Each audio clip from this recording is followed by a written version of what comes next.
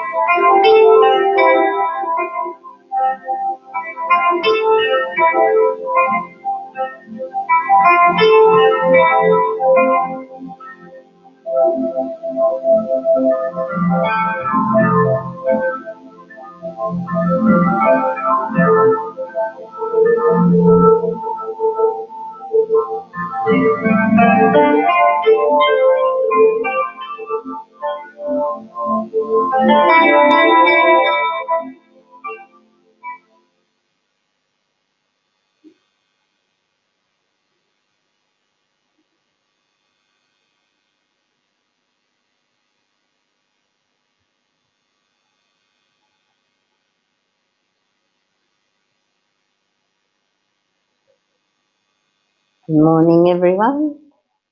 Beautiful day today. The sun's shining, and I have the pleasure of being here to interview or have a chat with Jennifer Leslie, and we call her Jen. And I'll just ask a few questions and see what happens. So, Jen, I noticed you've been coming here quite a bit lately, and you've been listening to all our talks and everything. What's motivated you to do that? Well, first of all, can I just take a moment, and I'm going to answer that question, but I just want to thank you for this wonderful invitation. I've been watching beautiful presentations from people at BK for the whole lockdown area time. And, you know, when you said, how has that impacted on you? Do you want to come and chat about it? That was just such a wonderful thing. And because I'm a very strong community member, would I be able to acknowledge the Aboriginal custodians of the land? And because we're going all over Australia, wherever, whatever those custodians are in the area that you're from, and I'd like to pay my respects to the elders past and present, and to the children of today who'll be the elders of the future. So beautiful. Well, what actually happened is in answer to your question, I've had a spiritual journey ever since I can remember. I was brought up in Dubbo in New South Wales. So people who don't know Dubbo, it's the gateway to the outback. So it's red dirt, it's dust, it's heat. And when I was a small child in the late 40s and 50s, I was very, very isolated. And now it's a thriving community in inland city, but then it was very isolated. And I guess that as a child, I experienced the isolation of that beautiful community, the environment, the red dirt, the white cabbage butterflies, the clover, dandelions, mulberry bushes, all those sorts of things. And I just was born into a Catholic family, but even before school, I just always used to talk to God. As a little child, I thought that was just normal. I just could sense God and Mary, his blessed mother, in religion, and I would just actually thought that was normal, that I would just chat to God. And I remember saying, skipping, I've written a poem about it, skipping knee high through dandelions, bright colour, white coloured butterflies, frolicking through the swaying grass, hello Mary, are you there? Good morning, Mary, good morning, Jesus. And I just thought that was normal. And I felt so loved. And I had a beautiful, loved family. And so I've always had that, but also been incredibly vulnerable. So, we talked about this as being smile and the world smiles with you. Not always, not always, because sometimes, because I was very sensitive, people would start to think I was a bit strange, And so I've sort of been through that in my life where I've embraced a spiritual connection that I've always had, and then I've hidden from it. I've sort of hidden, and then I've missed it, and I thought, is this normal to feel this connection? And I've gone, maybe it's not, maybe it is. So leading up to the question you asked, over the years, I revisited this spirituality. I've become the hippie of the 70s. The new age, every sort of new age sort of meditation. My final child was born in a commune. My daughters talk about living in a commune and sitting meditating with their eyes like this, with all the grown-ups were meditating. But again, I ran away from that.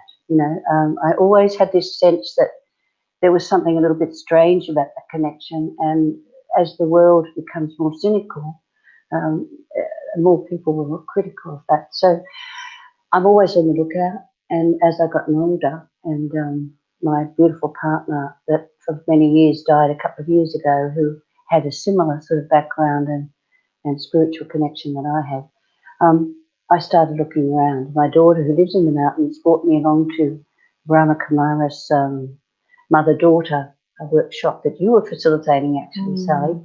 And it was a few years ago. And I just thought, this is interesting. This is I'm sensing that connection I've had before, but there seems to be less else going on. It's just more about the connection. There's nothing being asked of me except to come along and share this workshop. So I guess I started a couple of years ago becoming much more interested. I asked around in the community. I found out so many people in the community that had lived here knew about the Brahma Kumaris. They were either here, they'd been to community meditation, they'd facilitated choirs here, they'd had other events here, they talked about the kitchen, the food, being welcomed, all that sort of thing. So that's when I started the courses and did the introductory course, and then some other retreats about relationships, and then a silent retreat with the wonderful Warren, who's filled in at the last minute and said he wasn't quite sure about being silent, but he was absolutely so inspiring. And then I've just kept going. And, as I've kept going, I've noticed the connection, things inside me starting to come back, that little voice that little girl heard. And I was just starting to accelerate all that. And I'd started talking to you and beautiful Sriram and lovely Jessica. And you were talking to me individually by phone, etc. And I was going to come along here and start to volunteer. Then the virus hit, right? And I was disappointed. And then suddenly online, there was everything. There was everything I could do. You know, despite the challenges of this being notoriously a place where there's no internet connection, you know, the one thing about coming for retreat here is that you turned your phone off. Suddenly you had the ability to embrace that opportunity, embrace that challenge and get out there and still communicate. I'm actually almost tearful when I'm talking about it because it's just such a gift. And I've told friends about it, you know, about these 10 o'clock sessions. And I've also started looking at other BK presentations. So I guess that's where I am with it. So I'm right here now. I'm right here. I feel that the family is here. I feel connected, and I guess that's where I am. Oh, that's beautiful, Jen. And the good thing I think about the Brahma Kumaris is we don't have to let go of what's good. And, you know, like Jesus and Mary, wonderful examples of life and how to live and how to be generous and selfless. So, you know, that little girl that spoke to them, it's still relevant. You know, whether I call this entity a divine entity I'm speaking to, God or Shiva or Baba or whatever I call it, I feel the connection. I still see it's this point of light. I can feel that connection. I've started to realise that the thoughts I have are part of that too. You know, the source of that connection is here. So, you know, sometimes when I'm thinking, I used to try and squash the thinking away and say, get rid of the thinking, you know. So I spend my whole time meditating, trying to squash the thinking, and then realise the thinking is actually part of it, that connection. Very much. Yeah, very much. So I always see you smiling, and I love your smile. And I think, you know, when sometimes it's not so easy to smile, how come you're smiling all the time? What do you put that down to? Well, let me start by saying, Sally, that's one of the loveliest things anyone's ever said to me. And you said that to me when you wanted to name this talk, this interview, and I thought that's just such a lovely amount of feedback, a piece of feedback for me. And so let's just say that if you go back to the title, Smile and the World Smiles with you, or they think you're a bit of a crazy person, lunatic or whatever. When I was little, you know, I'm an incredibly introverted personality. So what we have the combination of someone like me who's introverted but wants to communicate, feels an absolute drive to want to communicate. I always have had, and I've become an actor where it was all about communicating and taking on roles. I did one-person shows, which was just me and the audience. Wow. So that wasn't even looking at another actor. That's just out there at the audience. I did that for years, and I facilitate. I train. I'm always nervous before. I'm always wondering. I have to deal with that insular thing. So the interesting thing is just sometimes how much being a smiley person, being a communicator, can push some other buttons in people, you know, whatever fear or what's this lady want to smile at me for, or what's wrong with her? She's a bit strange, you know. And so it's sort of a mixed blessing, especially when you're actually a vulnerable person, you know, because you sort of think, what's going on? I had a funny story the other day. I bought a coffee and I went into the pharmacy and I had the coffee. It was a takeaway coffee. I'm walking around with this coffee, and the woman who worked in the pharmacy, she walked across and she actually had a cup of tea. And she said to me, oh, good morning. We can have tea together. It's social distancing, of course. And no, she said, we can have a cup of tea together. And I said, social distancing, of course. And we both laughed. And she said, that is so wonderful. She said, I talk to people and sometimes they think I'm really weird, you know. And I said, well, it's exactly the same as me. I talk to people and sometimes, and she said, well, one weird person finally has met another. So we can have a cup of tea together. So it just astonishes me to think that. And I've had a few lessons in my life at different times. It's forced me to stop communicating, to attempt to not speak up, to attempt to sit on a reaction and not communicate and not smile and not be there for people. And I remember when I was an actor and especially doing a one-person show, I did an Edith Piaf show for years, so I was in French and I was touring all over Australia playing Edith Piaf. And I was sort of, every time I got a lot of good reviews, but I could only remember the ones that weren't good, you know, the ones that said I was, you know, not French and how dare I do a show speaking French and how dare I, blah, blah. But I always, you know, so I'd be up or down depending on the review I got.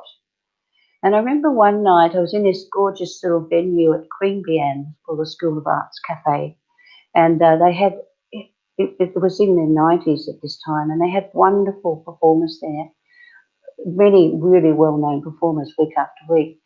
And one particular night was just a small venue where you had cabaret and food, and there was a reviewer sitting there and a reviewer sitting there, equal distance from me, right?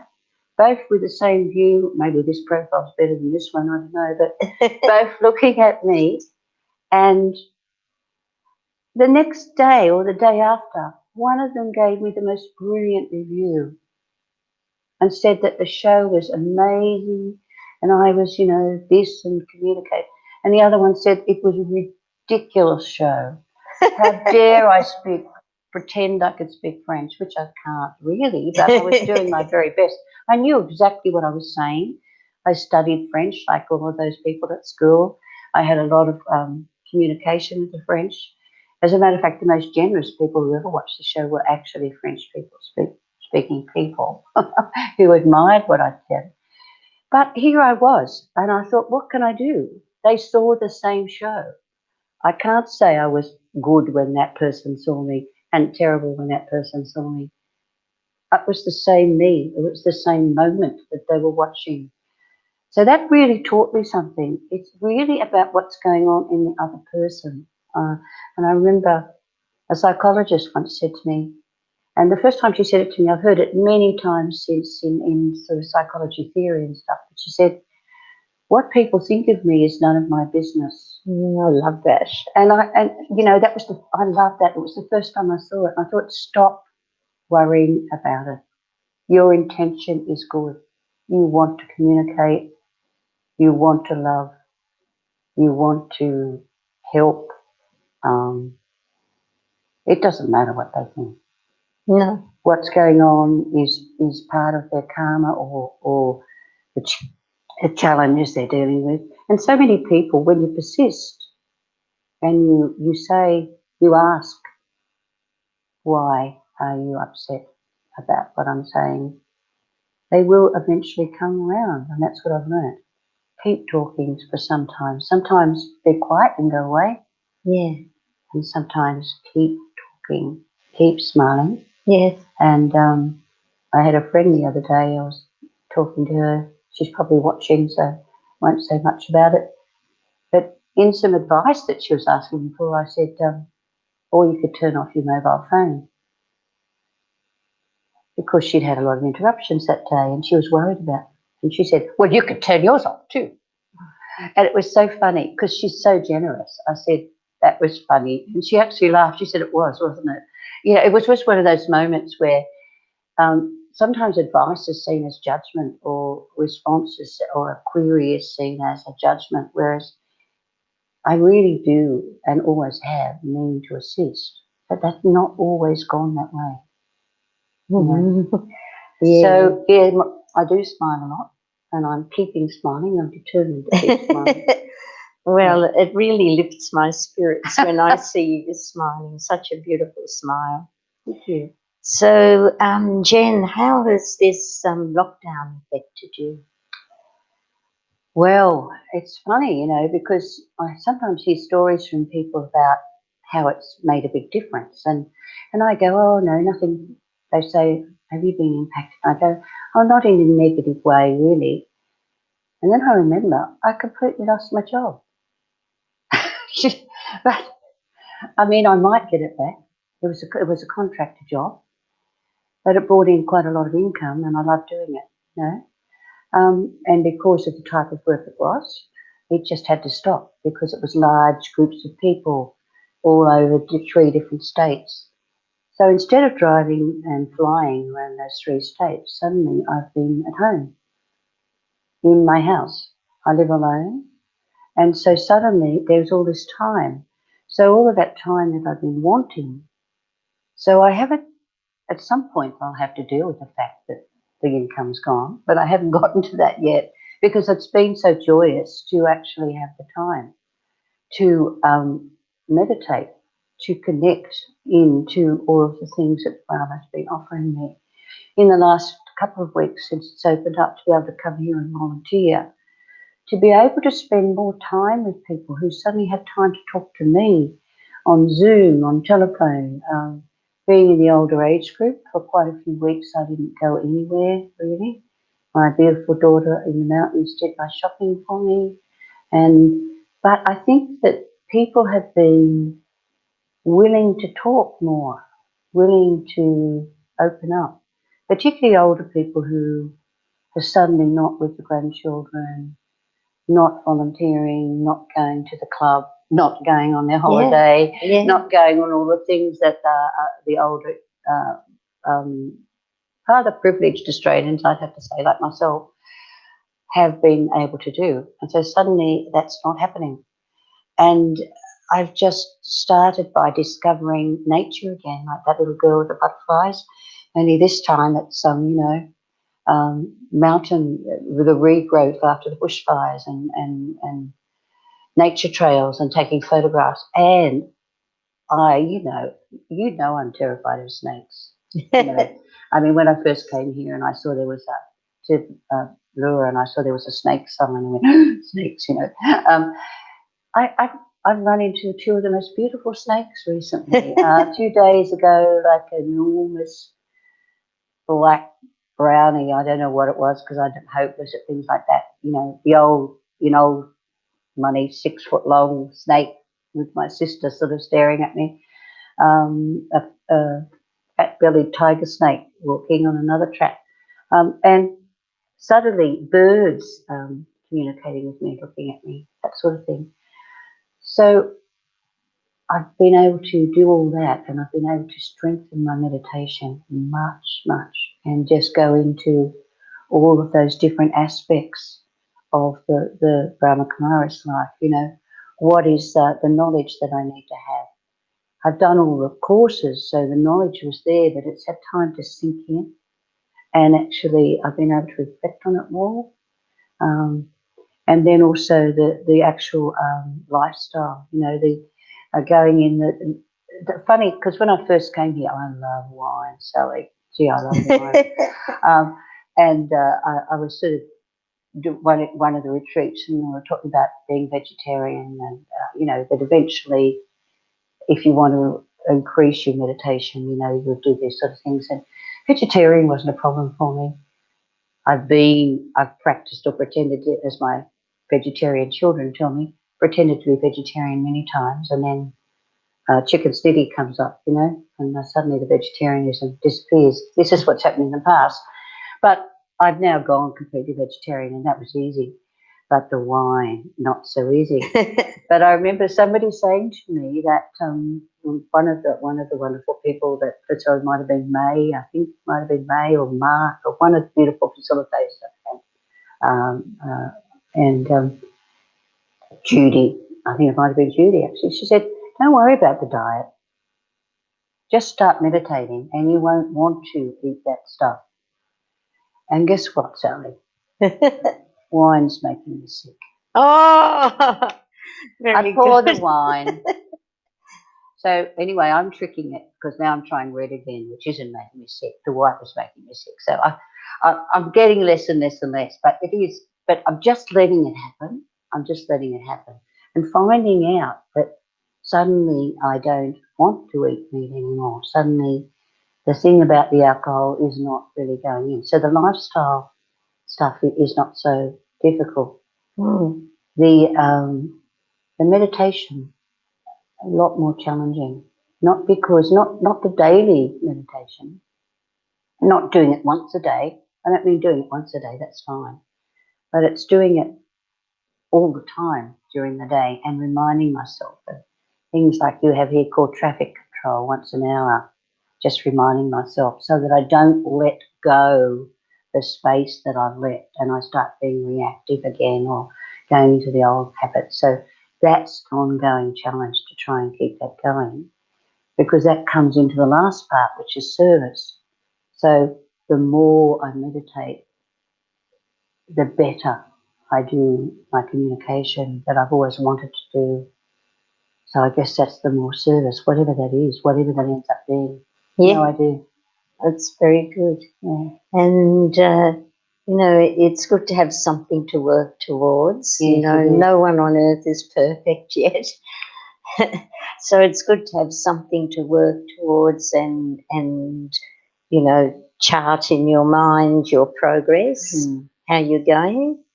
And out of anything that you witnessed or experimented with, what do you think has been the greatest help to you? I guess the combination of all these things and the virus, the opportunity of lockdown, not the virus, or no, maybe the virus itself, because I think that just the very fear that it has generated has shaken people, so they're more open to think more about people who've noticed that the environment's improved because we haven't been driving. People, Yes, yeah. friends of mine who said they're not sure they're going to travel as much or at all anymore overseas. People who had 2 or 3 trips booked and are now rethinking it. I think it's been about the depth of my relationships and how to love people without that attachment. Attachment is something I've really struggled with, and I used to think that if I wasn't attached, I didn't love somebody. I used to think attachment was part of loving, and particularly with my children and grandchildren and closest friends. I used to think that, and sometimes I still do because I'm still working on it. But I've realised that I can love and respect people without feeling responsible, without feeling, trust who they are, trust the strength they have, and if they need something from me, they'll ask rather than constantly monitoring.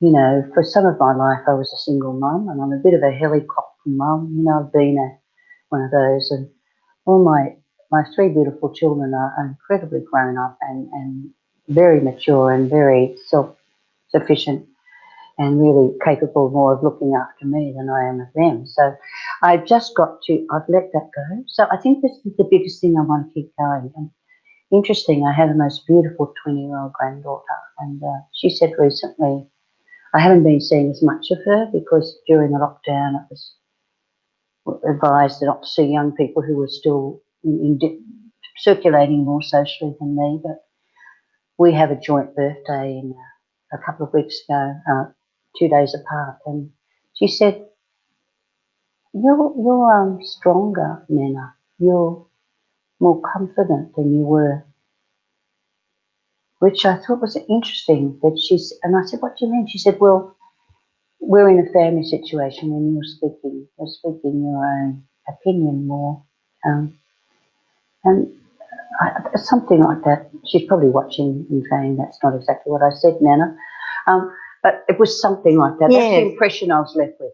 She's a very intuitive young woman, and I think that she left that impression that this is more who you are, Nana. That's what I took away. This is more who you are. So I want to continue that. I want to not run away this time. Not, I felt really good, so now I won't need it. Now I won't need it. I can just. That was good remembering how to meditate. It was good meeting those nice people. Now I'm just going to wander back and gradually start to eat meat again, and gradually forget that. And as as my work positions might come back, and not to forget this. I need this is the continuation. So the service and the yoga, the connection of God, Shiv Baba, the Almighty, whatever we want to call it, that connection from here to here is where I want to continue. Well, that's beautiful. That's lovely. And so, really, I was going to ask you after the shutdown is lifting. So, next week, I think we're allowed to have 50 people, but we can't have that many because of the distancing. But it's opening up a bit more. But we've all felt that we've learned such a lot from having this shutdown, lockdown. We've all benefited such a lot from it. And if you had to give any advice for someone just starting off, what would you with the meditation? I guess what I'd say is make the time, take the time. The earlier in the morning, the better. I've become a 5:30 a.m.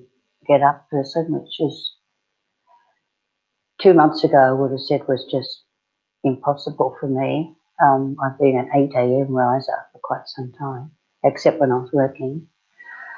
But I'd also say trust that you're meditating. You don't judge what's happening in your meditation. Allow your mind to do what it does.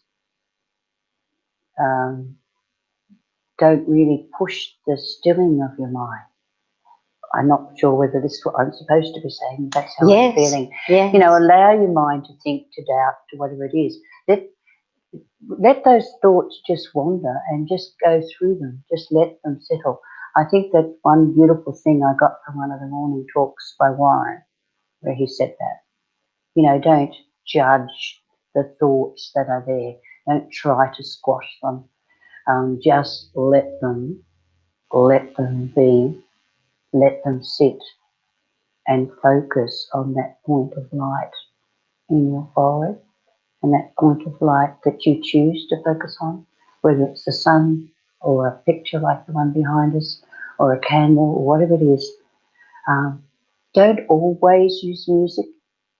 The stuff that I had back in my hippie days and my new age days, it was all this wonderful music. I've written a whole album of songs to use while meditating. I haven't listened to one of them. It's not really about that. It's really about that point of silence. And when I think about when I used to sing a lot, I think that voice is connected to the human being, but you can't see it. You can't see the voice. You can measure it on a machine. You can see the vibrations, but you can't see it. You can't see the thought either. The thoughts are the process that you are communicating.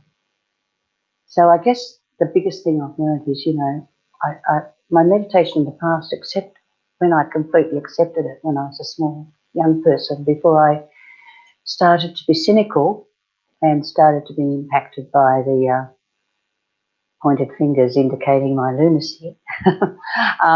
I guess that then I just completely trusted that the voice I was hearing was right. It was fine. It was okay. It was communicating. And then I would spend most of my time meditating as an adult, thinking I was doing it wrong. I haven't got it. I don't quite know. I'm just pretending. I'm getting a lot out of the classes I'm going to, but then I'm just pretending to meditate. I'm not pretending to meditate. I'm meditating. And I think that's what people should take away. That would be my biggest piece of advice. If a member of the community who's been given the privilege of talking on YouTube was going to say is just trust that that is meditation. It's beautiful. That's beautiful. Well, I hope you all enjoyed that. And I wonder, Shriram, if we can finish that with that song, I Am Light.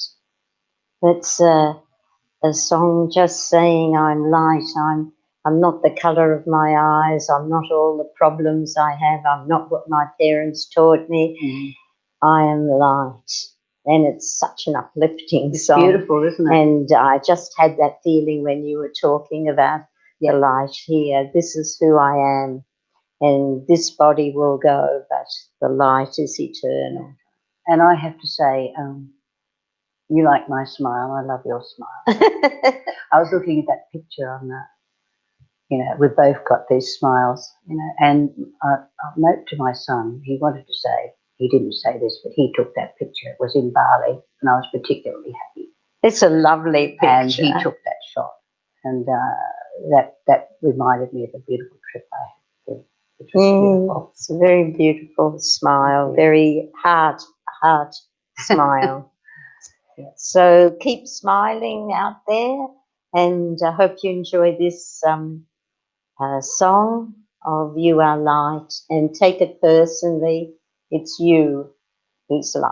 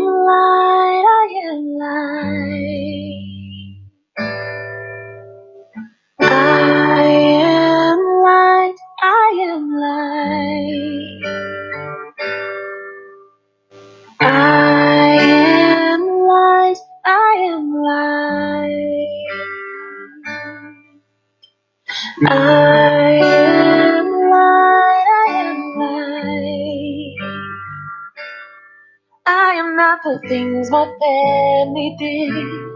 I am not the voices in my head.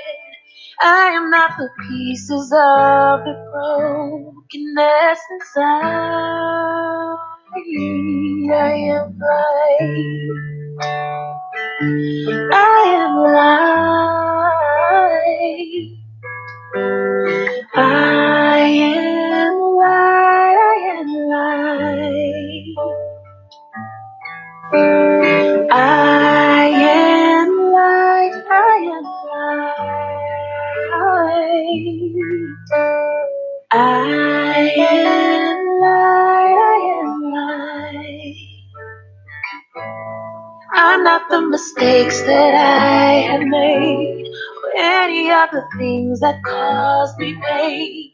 I am not the pieces of the dream I left behind.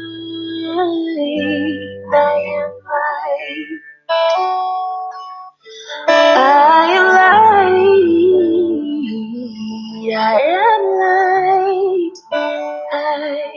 I am light. I am light. I am light.